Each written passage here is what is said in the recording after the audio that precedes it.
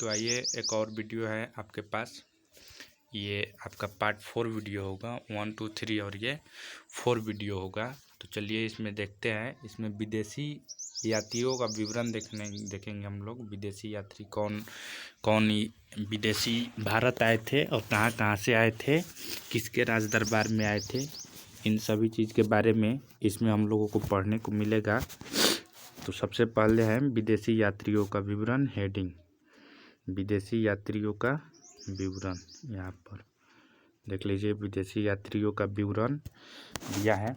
आगे लिखा है कि विदेशी यात्रियों के विवरण साहित्यिक साक्ष्य के अंतर्गत आते हैं। इनके विवरण से तत्कालिक सामाजिक राजनीतिक अव्यवस्था का पता चलता है। विदेशियों के विवरण को 3 भागों में बांटा गया है।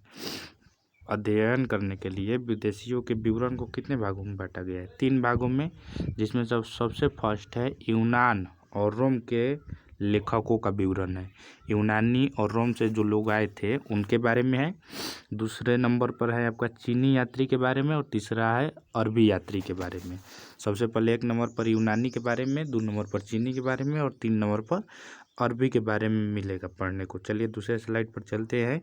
यहाँ देखिए जो सबसे पहले बोला गया था कि यूनान एवं रोम, यहाँ पर हेडिंग पर ऊपर देखिए यूनान एवं रोम के लेखकों का विवरण। सबसे पहले यूनानी और रोम के लेखक का विवरण यहाँ पर दिया गया है, आप लोग देख सकते हैं।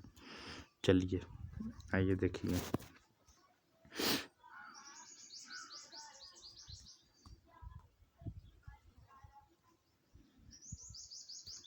चलिए देखिए, सबसे पहले है हेरोडोटस। हेरोडोटस के बारे में पीछे भी बताया है।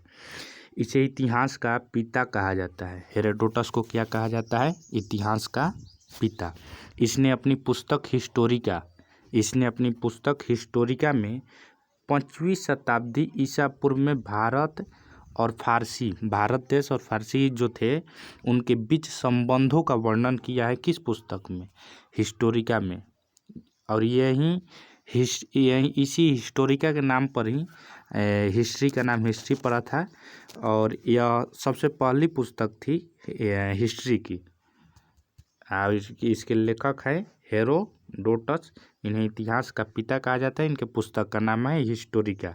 ये 5वीं शताब्दी ईसा पूर्व भारत और फारस संबंधों का वर्णन किया है। आगे देखिए मेगास्थनीज के बारे में यहाँ पर दिया गया है। मेगास्थनीज यह सेलुकस निकेटर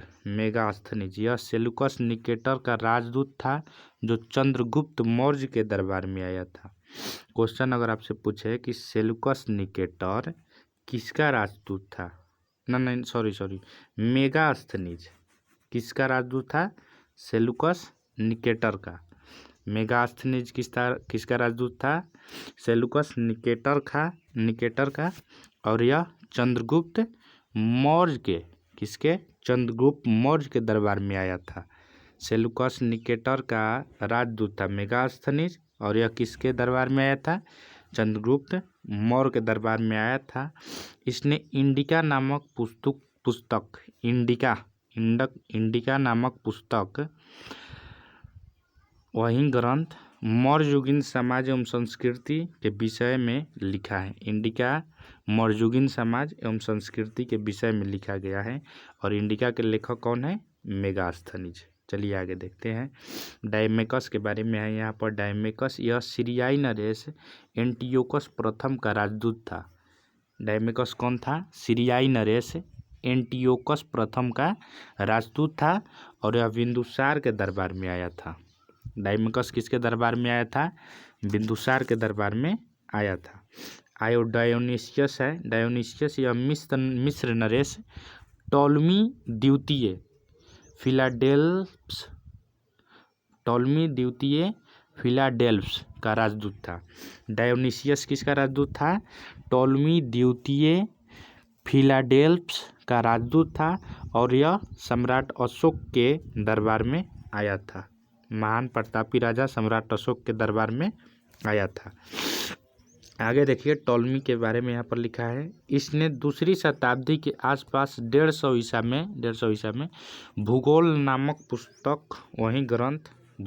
ग्रंथ की रचना की। किसने? टॉलमी ने। भूगोल नामक ग्रंथ की रचना किसने की? टॉलमी ने। प्लिनी के बारे में यहाँ है। नेचुरल हिस्टोरिका नामक ग्रंथ की रचना प्रथम शताब्दी ईस्वी में इसमें भारतीय पशु, पेड़ पौधे, खनिज पदार्थ इत्यादि का विवरण दिया गया है। नेचुरल हिस्ट्रिका के लेखक कौन है? प्लिनी। नेचुरल हिस्ट्रिका के लेखक कौन है? प्लिनी। नेचुरल हिस्ट्रिका के लेखक प्लिनी। डायमेकस बिंदुसार के दरबार में आया था। डायनोसियस अशोक के दरबार में आया था। और टॉलमी भूगोल के लेखक हैं और नेचुरल हिस्ट्रिका के लेखक प्लिनी है। चलिए आगे देखते हैं। चौथा, यहाँ पर चीनी यात्रियों का वृत्तांत दिया गया है। चीनी यात्रियों का वृत्तांत देखिए, चीनी यात्री में कौन कौन थे और क्या थे। चीनी यात्री में फाहान, संजुगुन, हेनसांग और इतिसंग, 4 लोग के बारे में है। देखिए, सबसे पहले फाहान के बारे में है। यह गुप्त नरेश चंद्रगुप्त विक्रमादित्य चंद्रगुप्त विक्रमादित्य गुप्त नरेश थे, गुप्त वंश के राजा थे। चंद्रगुप्त विक्रमादित्य के समय भारत आया था। कौन? फाहान। इसने अपने विवरण में मध्य देश के समाज एवं संस्कृति का वर्णन किया है। जो मध्य देश था बीच का, उसके समाज और संस्कृति का वर्णन किया है, जिसमें इसने मध्य देश की जनता को सुखी एवं समृद्ध बताया है। फाहान भारत में 12 वर्षों तक रहा है। क्वेश्चन अगर पूछे कि फाहान था वो भारत में कितने वर्षों तक रहा है, तो फाहान आपका हो जाएगा भारत में 12 वर्षों तक रहा है। फाहान किसके दरबार में आया था? चंद्रगुप्त विक्रमादित्य के दरबार में आया था। और ये चंद्रगुप्त विक्रमादित्य का शासन काल है 375 से 415 ईस्वी तक ले। 375 से 415 ईस्वी तक ले चंद्रगुप्त विक्रमादित्य का शासनकाल है। और फाहान इन्हीं के दरबार में आया था और वह भारत में 12 वर्षों तक रहा था।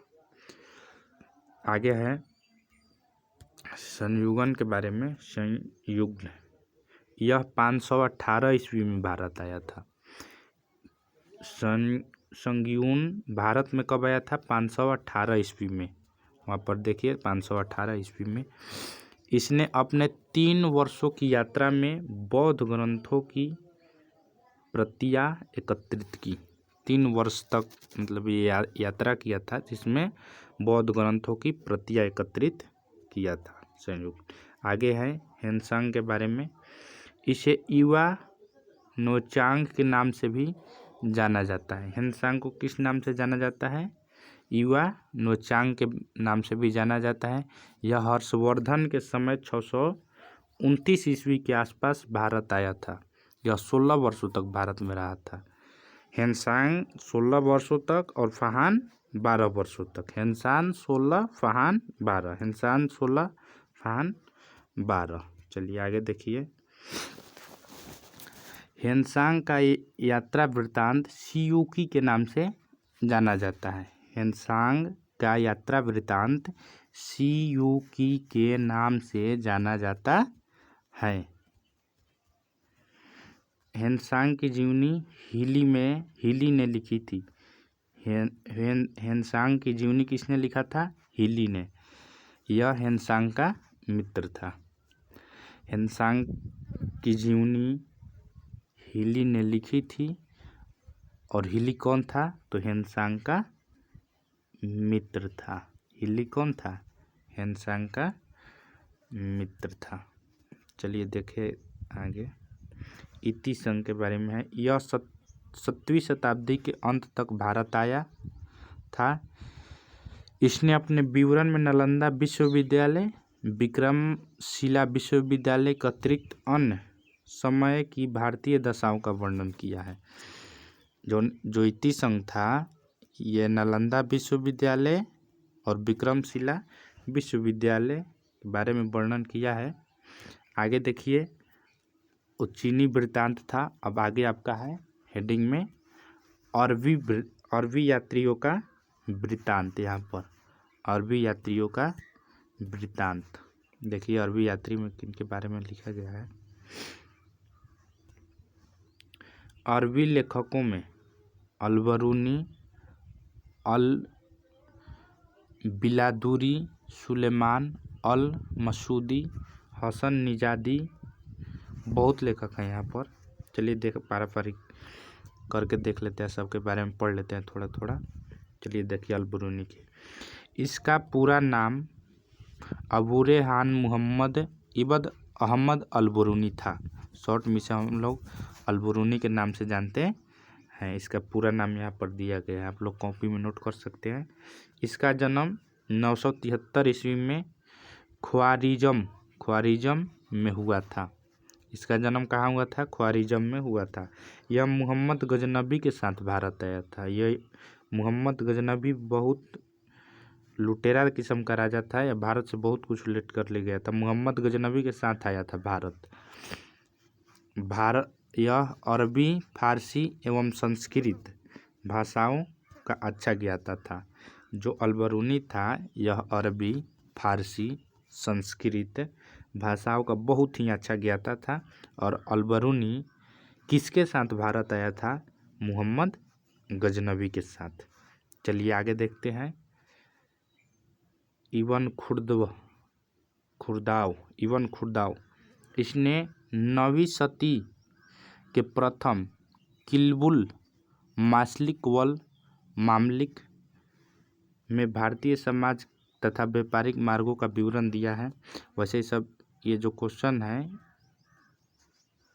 ये वाला, ये उतना इम्पोर्टेंट नहीं है। चलिए इसको देखें।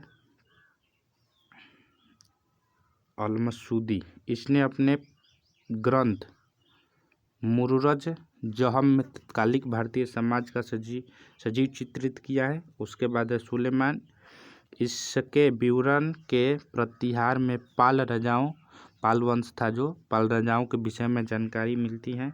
लास्ट में है मीर मोहम्मद मासूम के तारीख़-ए-हिंद के लेखक कौन है?